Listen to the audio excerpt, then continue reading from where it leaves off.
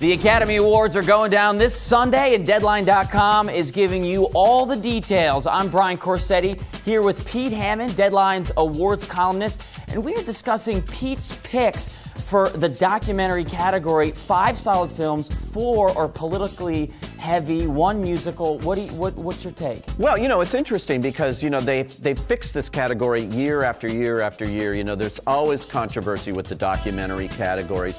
Michael Moore, who's, of course, controversy surrounds him too, became a governor of the Academy and decided to come in and make this a more populist thing. And so he opened it up to the Academy at large and to larger groups of voters. They had a problem in the nomination phase because the people voting on all these documentaries suddenly had 80 movies dropped at their door, and he didn't expect that. It used to be these smaller committees that would do 15 films each. All of a sudden, everybody's got to watch, 150 movies. So they'll probably change that again next year, but somehow they whittled it down and really came up with a smart group of 5 nominees. You haven't heard any complaints, which is what you always hear in this category. So, again, typical kinds of nominees here, though. Heavyweight subject matter, The Invisible War, about the rape of women in the military. You have How to Survive a Plague, which is always about the AIDS crisis, a stunning movie. You have The Gatekeepers, which is about Shin Bet and the Israel CIA. And you have 5 Broken Cameras, which is Israeli-Palestinian issues. I mean, all of these things. And then you have Searching for Sugar Man, which is one of the most impressive movies I've seen. Not just documentaries, but movies in terms of structure. It's built, it's suspenseful. The way it's directed, this guy spent 10 years developing this movie, and it's such a great story. It's about this singer named Rodriguez who was forgotten. He's from Detroit. His career ended years ago. It's 30 years he hasn't been in the spotlight.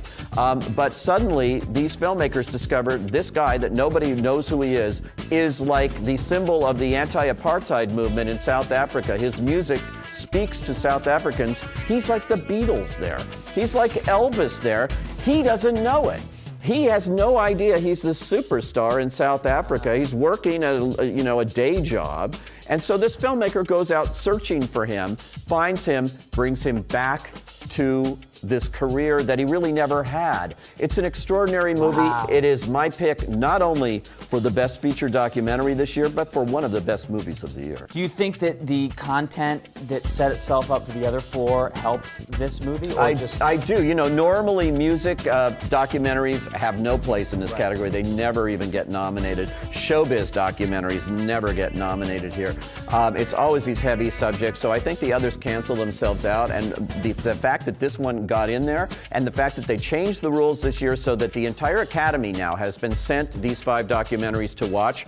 You're going to have a much more populist kind of vote this year, and the one that really fits into that is Searching for Sugar Man. It's going to be a very interesting Academy Awards. Yeah, you're telling me.